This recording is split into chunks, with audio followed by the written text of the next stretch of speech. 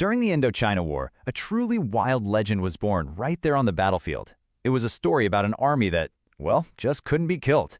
So today, we're going to dig into the incredible mystery of the ghost soldiers of Prachinburi. I want you to just picture a chaotic battlefield back in the 1940s. You've got gunfire, explosions, total confusion. And then something impossible starts to happen. See, this isn't just another war story. It's a tale that kind of messes with our whole idea of life and death, and it all revolves around one single, unbelievable question. Could an army really be immortal? Can you imagine the sheer terror on the faces of the enemy soldiers? They'd see a Thai soldier get shot, watch him fall to the ground, presumably dead, and then, a moment later, that same soldier would just get back up. They'd rise and charge forward, totally unharmed. It was a sight that just completely defied logic and created this legend of an unkillable army. Well, this freaky level of resilience earned them a pretty spooky name from their enemies, Tahan Phai, which means ghost soldiers. And this wasn't some fairy tale being whispered around a campfire. Nope, this legend was forged in the fire of the Indochina War, and the story spread like wildfire through the troops. Okay, so what's the deal here? How do you even begin to explain something like this?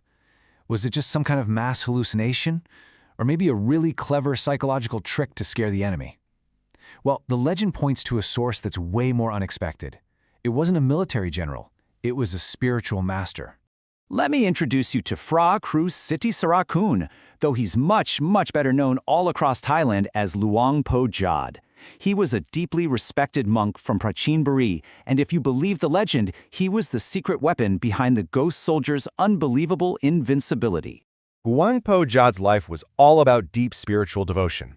He was born way back in 1872, and he dedicated more than 60 years to being a monk. He even earned a royal title for his wisdom and service.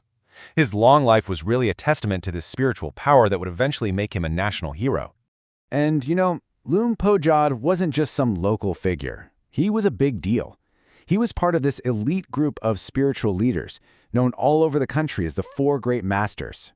His name carried huge weight, and his blessings were sought after by everyone, from farmers all the way up to royalty. So, how did one monk's spiritual power make its way to the front lines of a really brutal war? Well, the answer lies in these sacred amulets, special talismans that were believed to turn a soldier's faith into a literal shield against bullets and bombs. And here's where it gets even crazier. This wasn't just some folk belief. This was a state-sanctioned national effort. At a time of intense war, the Prime Minister himself went to Luang Pho Jad and asked him to create blessed items for the troops. It's this fascinating mix of military strategy and spiritual power, all designed to boost morale and hopefully keep soldiers alive. Two of the items he made became absolutely legendary. First, there was a red yont vest. It was this crimson vest covered in what are called yont, sacred symbols and prayers that were believed to offer powerful protection. The second was the Mongol 9 ring, also blessed for invulnerability. For a soldier heading into battle, wearing one of these wasn't just a superstition, it was like putting on a suit of psychological armor, a powerful belief that you were being shielded by something greater. And the legend of Luang Pho Jad's power went way beyond just the soldiers on the battlefield. There's the story that when enemy bombs fell on his home province of Prachinburi, miraculously, not a single person was hurt. To the locals, that wasn't a coincidence. It was proof that the monk's protective spiritual shield was covering their entire community. Now, while the legend of the ghost soldiers has passed into history, Luang Pho Jad's influence is something you can still feel today. That protective power, which is so key to his story, has a physical home, his temple, Wat Bang Krabao, where his story is still very much alive.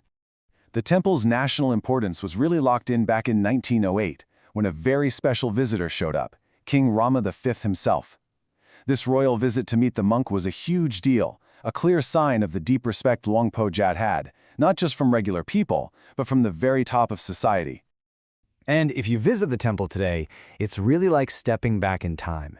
You can see the ornate barge that was gifted by the king, you can pay your respects at the monk's sacred shrine, and you can even see this incredible natural show of thousands of giant flying foxes taking off at dusk. It's a place where history, faith, and nature all just come together. So all of this leaves us with a really fascinating question. What was the true source of the ghost soldiers' power? Was it some kind of supernatural protection? Or was it the incredible psychological effect of having total, unwavering faith? It really makes you wonder, what's the true nature of being invincible? Is it something you can wear, or is it something you have to believe in?